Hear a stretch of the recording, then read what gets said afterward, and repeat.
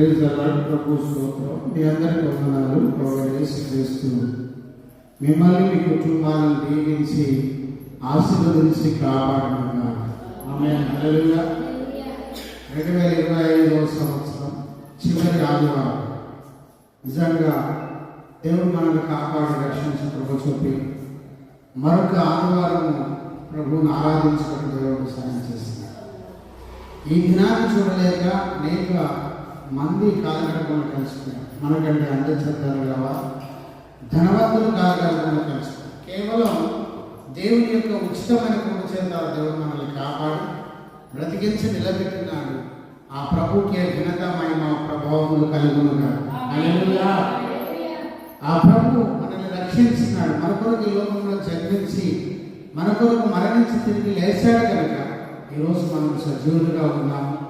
సజీవులే ప్రభువుని ఆరాధించదు కనుక ఈరోజు మనం ఆరాధించడం దేవుడు ప్రభు చూపినాడు. దేవుడు ఈరోజు వాక్య సందేశం లూకా సువార్త 12:31 నేను చదువుతాను. లూకా సువార్త 12:31 మీరైతే ఆయన రాజ్యము వెదుకుడి, దానితో కూడా ఇవి మీకు అనుగ్రహించబడును. దేవుడికి స్తోత్రం కలుగును గాక. హల్లెలూయా. ప్రార్థన చేసుకుందాం. ప్రభువా, ఈ మాటలు దీవించి నీ స్వరం వినిపించండి. వినగల చెవులు గ్రహింపగల హృదయం దయచేయండి. ఆత్మ చెప్పుకున్న సంగతులు చెవిగలవాడు వినును గాక. లూకా సువార్త 12:31 మాతో మాట్లాడి సహాయం చేయండి. యేసు నామములో ప్రార్థిస్తున్నాము తండ్రి. దేవుని బిడ్డలారా, ఈరోజు వాగ్దాన సందేశం, ప్రవచనాత్మకమైన సందేశం ఏంటంటే మీరైతే ఆయన రాజ్యమును వెతుకు. ఇక్కడ మరి లూకా గారు డాక్టర్, వారు ఎంతో గొప్ప అనుభవంతో చెప్తున్న మాట ఏమిటంటే మీరైతే ఆయన రాజ్యమును వెతుకుడి, దానితో కూడా దేవుని బిడ్డలారా దానితో కూడా ఇవి మీకు అనుగ్రహించబడునని మాట్లాడుతున్నారు. ఈ మాట దేవుడు చెప్పిన మాట.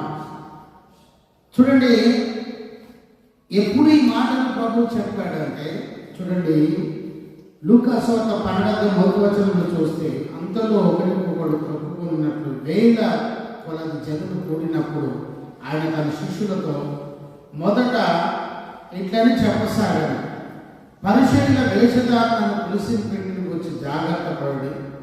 దేవుడు ఇవన్నీ అనేక విషయాలు, దేహముల గురించి, వస్త్రము గురించి, ఆహారం గురించి, లోకము గురించి అనేక విషయాలు చెప్పుకుంటూ వస్తూ ఈ లోకంలో ఇలా ఉంది, లోక పరిస్థితులు ఇలా ఉంది, దేవుని రాజ్యం రాబోతున్నది, ఈ లోకము అంతం కాబోతున్నది, మీరైతే ఆయన రాజ్యమును వెతకండి. ఆమేన్. ఈ పాత సంవత్సరం గతించిపోయింది. అనేక విషయాలు ప్రభు చెప్పాడు. చూడండి, అనేక విషయాలు, అనేక మాటలు చెప్పాలి. లోకంలో జీవించడం గురించి, బ్రతకడం గురించి ప్రభువే చెప్పిన మాట 31 మీరైతే ఆయన రాజ్యమును వెతుకుడి. రాజ్యం అంటే ఒక రాజ్యం ఉన్నది. ఈ రాజ్యం కాదు, క్రైస్తవులకు దేవుని బిడ్డలకు ఒక రాజ్యం ఉన్నది. ఒక పరిపాలకుడు ఉన్నాడు, పరిపాలన చేసే దేవుడు ఉన్నాడు. ఆయన పరిపాలిస్తాడు, ఆయన రాజ్యంలో ఉంటాడు. ఆ రాజ్యము శాశ్వతమైనది. ఆ రాజ్యము అందుకొరకే ఆ రాజ్యం గురించి మీరు వెతుకుడి. ఏమి తిందామో, ఏం తాగుదామో అని ఆలోచించకండి, ఏమి ధరించుకుందామో అని ఆలోచించకండి. ఈ లోకము దాని ఆశలు గతించిపోతుంది. లోకములో ఉన్నదంతా శరీరాశ, నేత్రాశ, జోగుడము, ఇవి తండ్రి వలన పుట్టినవి కాదు. కనుక మీరు ఈ నశించే ఈ లోకం గురించి ఆలోచించకండి. క్షయమైన దాని గురించి పాటుపడకండి. అక్షయమైనది వాడవారిన మహిమ కిరీటం మన కొరకు ఉన్నది, దాని కొరకు మీరు ఆలోచించండి అని చెప్పి 2025 సంవత్సరం దేవుడు అంతా కాపాడి ప్రభు చూపి 26లో ప్రవేశింపబోతున్నాడు. భయపడద్దు. ఈ 2026లో ప్రవేశించబోతున్నా నీవు భయపడకుడి. ఆమేన్.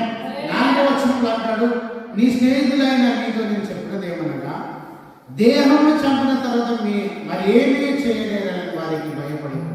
ఆమె అయ్యో నేను చచ్చిపోతే ఈ రోగం ఉన్నది, ఈ బాధ ఉన్నది, ఈ ఆర్థిక సమస్య ఉన్నది, అయ్యో ఈ రోగంతో నేను చచ్చిపోతే ఏమైపోతా? నువ్వు రోగముతో చనిపోతే దేవుని రాజ్యంలో మనకు రాజ్యం ఉన్నది. మీరైతే ఆయన రాజ్యం గురించి వెతుకుతుంది. అక్కడ ప్రభు ఈరోజు వాగ్దాన సందేశం దేవుడు మాట్లాడుతున్న స్పష్టమైన మాట. అందరూ అన్ని రకాలుగా ఆలోచిస్తున్నారు. ఇల్లు కట్టుకోవాలి, బంగ్లాలు కట్టుకోవాలి, కారు కొనుక్కోవాలి, వస్త్రాలు కావాలని ఆలోచిస్తున్నారు. మీరైతే ఆయన రాజ్యం వెతకండి అని దేవుడు చెప్తూ ఉన్నాడు. హల్లెలూయా. చూడండి 13వ వచనంలో, లూకాసు 12:13 ఆ జనసమూహంలో ఒకడు బోధకుడా పిత్రార్జితంలో నాకు పాలు పంచిపెట్టవాలని నా సహోదరునితో చెప్పునని ఆయన అడగగా ఆయన పోయి మీ మీద తీర్పలిగా ఆయన మంచి పెట్టువానిగా నన్ను ఎవడు నియమించనని మీతో చెప్పాను. ప్రభువుకు స్తుతి స్తోత్రం కలుగునుగాక. హల్లెలూయా. చూసారా, ఆస్తి గురించి, దేహము గురించి, వస్త్రం గురించి దేవుడు స్పష్టంగా ఇక్కడ మాట్లాడుతూ ఉన్నాడు. చాలా మంది లోకానుసారంగా ఆలోచిస్తున్నాను. హల్లెలూయా. హల్లెలూయా. చూడండి, ఇంకొక మాట ఏమంటుందంటే 16వ వచనంలో మరి ఆయన వారితో ఈ ఉపమానం చెప్పు. ఒక ధనవంతుని భూమి సమృద్ధిగా పండాను. అప్పుడు అతడు నా పంట సమకూర్చుకుంటే నా స్థలము చాలదు కనుక నేనేమి చేతులని తనలో తాను ఆలోచించుకొని నేను ఇలాగ చేతును, నా కొట్లు విప్పి వాటికంటే గొప్పవాటిని కట్టించేందుకు నా ధాన్యమంతటిని నా ఆస్తిని సమకూర్చుకొని నా ప్రాణములో ప్రాణము అనేక సంవత్సరములకు విస్తారమైన ఆస్తిని సమకూర్చబడినది. దుఃఖించుము, సుఖించుము, తినుము, త్రాగుము, సంతోషించమని చెప్పుకుంటున్నాను. అయితే దేవుడు వెరివాడా, ఈ రాత్రి నీ ప్రాణం అడుగుచున్నాను, నీకు సిద్ధపరిచిన ఎవరి వాగ్ని అతనితో చెప్పాడు. చూసారా, ఒక ధనవంతుడు అనుకున్నట ఆ కొట్లలో ధనం సమకూర్చుకొని అనేక సంవత్సరాలు తిని నేను సుఖపడాలనుకున్నాడు.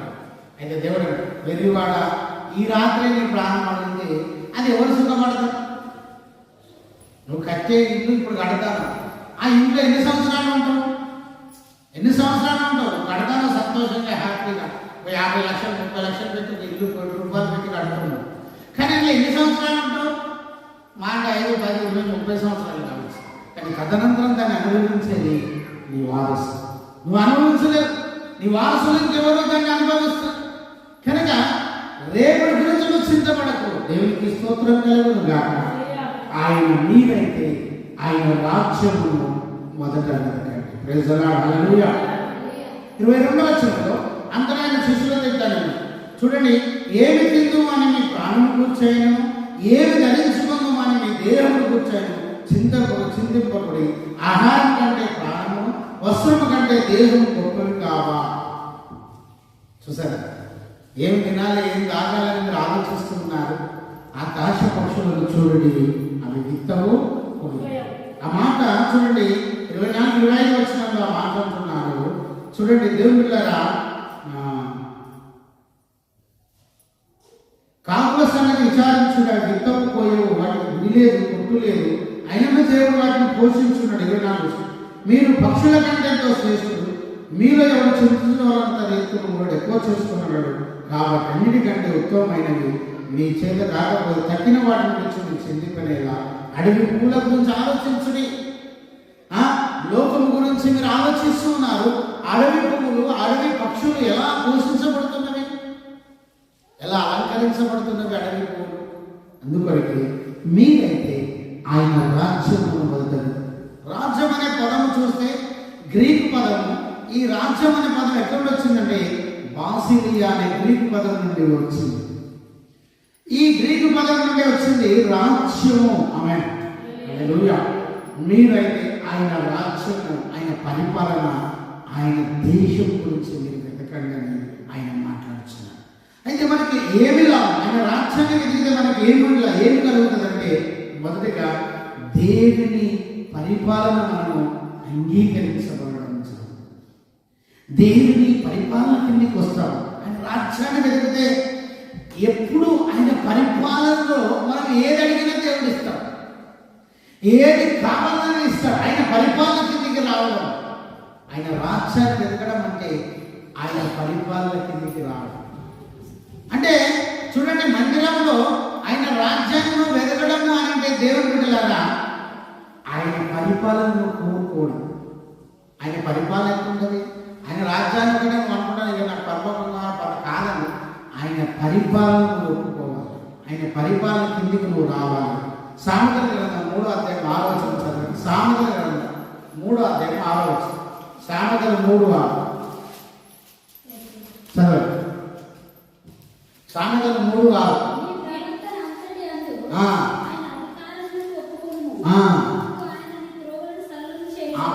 నువ్వు చనిపోయిన తర్వాత నేను ఆయన రాజ్యం ఉండి నాకు బాప్తిజం తీసుకుని ఆయన రాజ్యంలో ఉంటా, ఇక నాకు అన్ని పదవలేదు, ఇక నాకు డబ్బు వస్తుంది, బంగారు ఐశ్వర్యం వస్తుంది అనుకుంటున్నాను.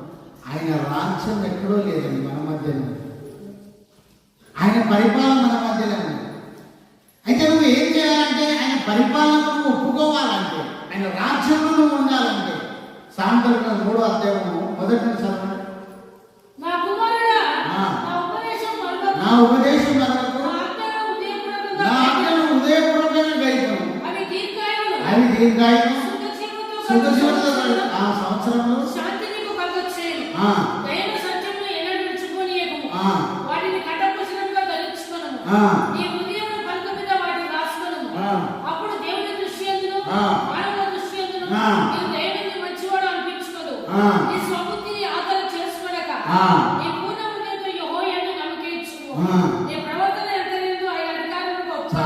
నీ ప్రవర్తన అంతటి మీద ఆయన అధికారం.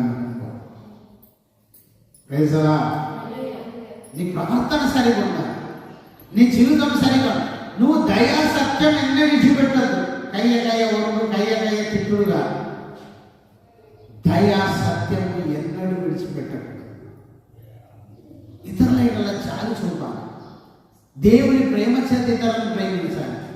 ఆయన జాలి, ఆయన దయ కలిగిన ఉండాలి. ఆయన అధికారం ఒప్పుకొని ఆయన పరిపాలన ఏం చేస్తా ఉన్నాడు? ఆయన పరిపాలన ఏమని చెప్పిండు? వస్త్రాల గురించి చింతించొద్దు, తినడం గురించి చింతించొద్దు, నీ దేహం గురించి చింతించొద్దు, ఏం సంపాదించుకోవాలి, ఏం చేసుకోవాలి, లోకానుసరంగా చింతపడదు. అవన్నీ చేసుకుంటే నాకు రాజ్యం కావాలని, అవన్నీ చేసుకుంటే నాకు దేవుని రాజ్యం కావాలని ఎట్లా?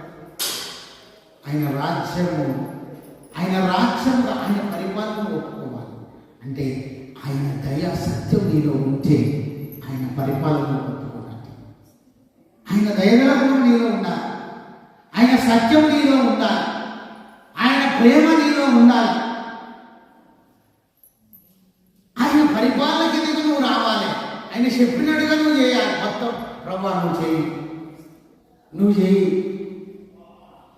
నీ స్వబుద్ధిని ఆధారం చేసుకొని సొంత జ్ఞానం ఆలోచన చేత నువ్వు జీవించదు. ఎట్లా బతుకుతాను నా ఇష్టం.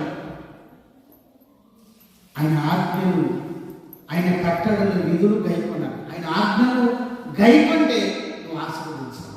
ఆయన రాజ్య వారసురాలు. హల్లెలూయా. ఆయన పరిపాలన గొప్ప పరిపాలన. ఆయన పరిపాలనకి నువ్వు రావాలి. ఆయన అధికారాన్ని ఒప్పుకుంటే ఆయన రాజ్యము నీకు అనుగ్రహించింది. రెండోది, దేవుని చిత్తము నెరవేర్చాలి. రెండోది ఏంటి? మత్తయి సువార్త 7:20 వచ్చింది చూస్తే దేవుని చిత్తం నెరవేర్చాలి. మత్తయి సువార్త 7:20 వచ్చారు. 7:20 ప్రభువా ప్రభువా అని పిలుచు.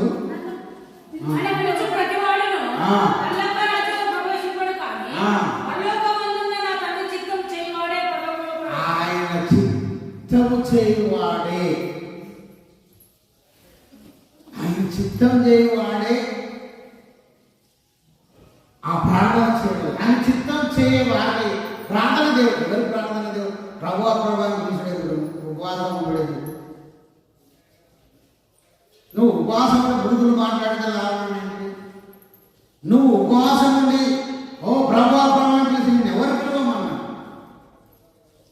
అక్కడ ఏమంటున్నాడు? 7:21 మళ్ళీ చదవండి. ప్రభువా ప్రభువా అని పిలిచే ప్రతి ఒక్క ప్రార్థన చేసే ప్రతి ఒక్కరు పరలోకం వెళ్ళరు. వాళ్ళ ప్రార్థన దేవుడు ఆలోచించారు. కానీ ఆయన చిత్త ప్రకారం చేస్తే దేవుడు నీ ప్రార్థన ఆలకిస్తాడు. ఆయన రాజ్యాన్ని వెతికే నువ్వు, ఆయన రాజ్యంలో నువ్వు ఉండాలంటే మొదటిగా ఏం చేయాలి? ఆయన పరిపాలన అంగీకరించాలి. దయ సత్యం విడిచిపెట్టద్దు. ఆయన ఆజ్ఞను గైకొనాలి. ఆయన ఆలోచన అనుగుణంగా నువ్వు వెళ్ళాలి. ఎప్పుడు ఆయన నీ మార్గం దేవుడికి అప్పచెప్పాలి. నీ సొంతని ఆధారం చేసుకొని బ్రతకదు. రెండోది ఆయన చిత్తము నెరవేర్చాలి. ఆయన చిత్తానుసారంగా నువ్వు నడుచుకోవాలి. ఆమేన్, హల్లెలూయా. మూడోది దేవుని పరిశుద్ధత కలిగి జీవించాలి. ఎఫెసీయులకు రాసిన పత్రిక 5వ అధ్యాయం 5వ వచనం. మూడోది ఎఫెసీయులకు రాసిన పత్రిక 5వ అధ్యాయం 5వ వచనం. దేవుని పరిశుద్ధత కలిగి నువ్వు జీవించాలి.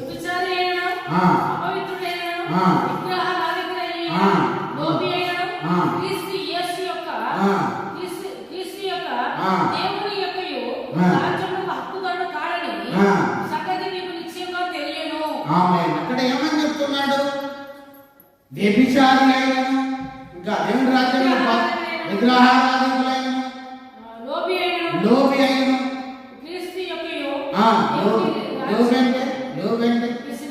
పిసినారితనం చేసిన కూడా ఆయన రాజ్యం కూరని 3 పదాలు అక్కడ ఉపయోగించి లోబి అయినను, క్రీస్తు యొక్కయు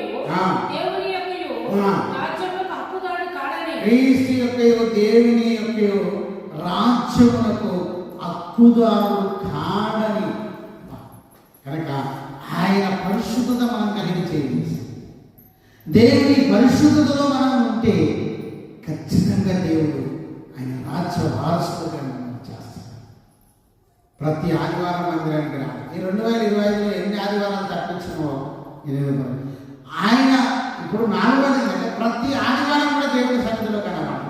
ఆయన రాజ్యానికి వెళ్ళాలంటే ఇప్పుడు స్కూల్లో మార్క్స్ ఎంత ఇంపార్టెంటో అటెండెన్స్ కూడా అంత ఇంపార్టెంట్. హాజరు కూడా కావాలి. మార్కులతో పాటు హాజరు కూడా. అట్లనే ఆదివారం చర్చికి రావడం కూడా అంతే ముఖ్యం, ప్రాముఖ్యం.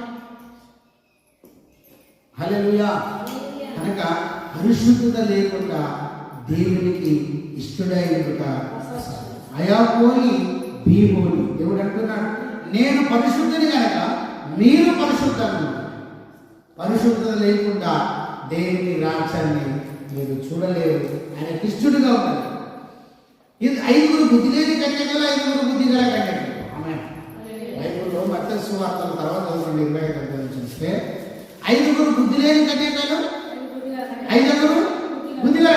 బుద్ధి లేని కన్యకల సిద్ధులలో నూనె లేదు, కానీ బుద్ధిగల కన్యకల సిద్ధులలో నూనె తీసుకొని వచ్చారు, దివిటీలు పట్టుకొని వచ్చారు. బుద్ధి లేని కన్యకల దగ్గర దివిటీలు ఉన్నాయి, కానీ సిద్ధులలో నూనె లేదు. మరి ఆ పెళ్లి కుమారుడు ఎప్పుడు వస్తున్నా తెలియదు. నువ్వు ఈ ఆదివారం చర్చికి రాకపోతే, ఒకవేళ ఈ చర్చిలో ఉన్న వాళ్ళు ఎత్తబడతారు, నువ్వు రాకపోతే నువ్వు ఎత్తబడవు. మరి ఎన్ని రోజులు ఇచ్చిన దశంభాగం వేస్ట్ అయిపోతే, ఎన్ని రోజులు చర్చికి రావడం వేస్ట్ అయిపోతుంది కదా. అందుకొరకే ఆయన ఏ క్షణం వస్తాడో తెలియదు, ఎప్పుడు వస్తాడో తెలియదు. కనుక మనము సిద్ధపాటు కలిగి ఉండాలి. 4వ పాయింట్ ఏంటంటే ఆయన రాజ్యాన్ని మీరు వెతికే వాళ్ళు సిద్ధపాటు కలిగి ఉండాలి.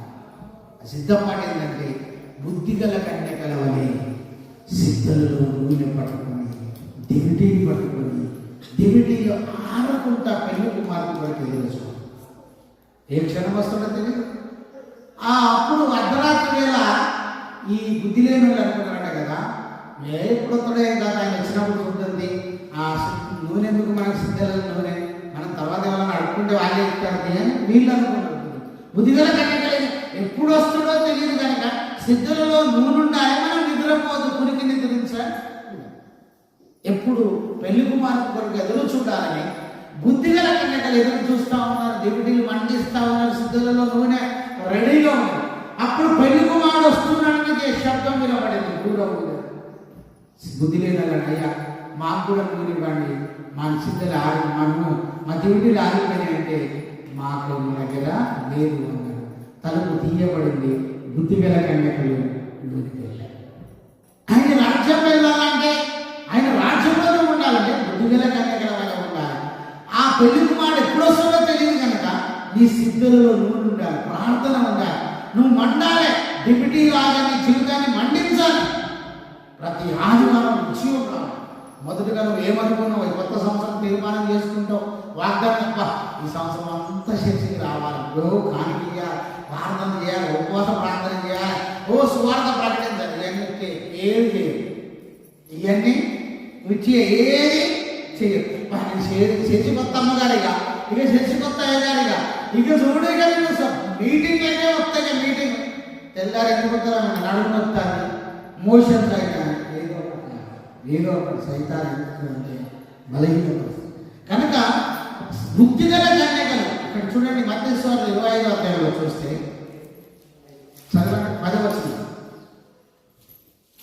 వారు కొనబోచుండగా పెళ్లి కుమారుడు వచ్చెను. అప్పుడు సిద్ధపడిన వారు అతనితో కూడా లోపలికి పోయి అందరూ తలుపు వేయబడి, ఆ తరువాత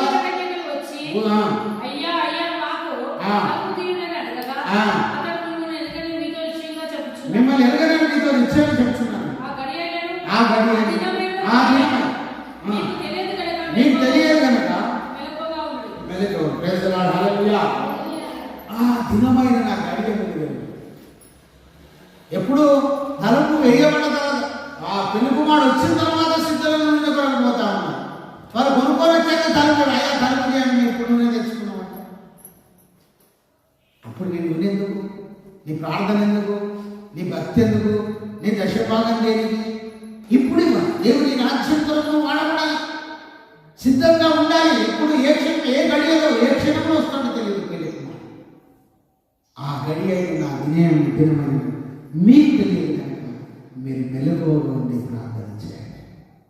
ఆ మెలకువ కలిగి ప్రార్థించాలి. ఆయన రాజ్యంలో వస్త్రాల గురించి, దేవుడి గురించి, డబ్బు గురించి, ధనం గురించి కాదు. ఇక్కడ డబ్బు గురించి ఇగో ఇక్కడ దాచుకుంటే శిబిడపడుతుంది, దొంగలు దొంగలిస్తారు. కానీ ఆయన రాజ్యంలో దాచుకుంటే ఆ రాజ్యంలో నీకు ఆశీర్వాదాలు ఉంటాయి, దీవెనలు ఉంటాయి. కనుక మొదటగా ఆయన రాజ్యాన్ని వెతుకుతాం, మొదటగా ఆయన చర్చిని వెతుకుతాం, మొదటగా ఆయన సంఘాన్ని వెతుకుతాం, మొదటగా ఈ నూతన సంవత్సరం రాబోయే 2026వ సంవత్సరంలో మన జీవితాన్ని మార్చుకొని మన ప్రవర్తన అంతటి మీద ఆయన అధికారంలో ఒప్పుకొని ఆయన చెప్పిన విధంగా చేద్దాం. ఆయన పరిపాలనకి వద్దాం. దేవుడు నీ జీవితాన్ని అద్భుతం చేస్తాడు, ఆశ్చర్యకార్యం చేస్తాడు. ప్రభువైన యేసుక్రీస్తు ఈ మాటలు దీవించిన ప్రార్థన చేసుకుందాం. కళ్ళు మూసుకుందాం, దయచేసి కళ్ళు మూసుకొని ప్రార్థన చేసుకుందాం. పరిశుద్ధ ఆత్మదేవ, ఈరోజు లూకా సువార్త 12:37 మాతో మాట్లాడారు. మీరైతే దేవుని రాజ్యం వెతుకున్నారు. నిజమే తండ్రి, నీ రాజ్యం వెతకడం అంటే నీ పరిపాలనకి నీకు సామెతలు 3:6 ప్రకారం మీ పరిపాలనకి నీకు వచ్చే కృపదయచేయండి. ఆయా నీ చిత్త ప్రకారం నుంచి ప్రార్థన చేయాలి, సేవ చేయాలి. మత్తయి 7:21. అవును ప్రభు. మూడోది పరిశుద్ధత కలిగి జీవించాలి. ఎఫెసీ 5:5 ప్రకారం లోబులుగా ఉండకూడదు, పాపులుగా ఉండదు, పరిశుద్ధులుగా. నాలుగోది, అయ్యా మా సిద్ధులలో నూనె కలిగి మెలుపు కలిగి ప్రార్థన చేసే కృప మాకు దయచేయండి. నీ రాజ్య వారసులుగా మమ్మల్ని చేయండి. ఘనతమైన ప్రభువుని వారు కోసం యేసు నామములో ప్రార్థిస్తున్నాము.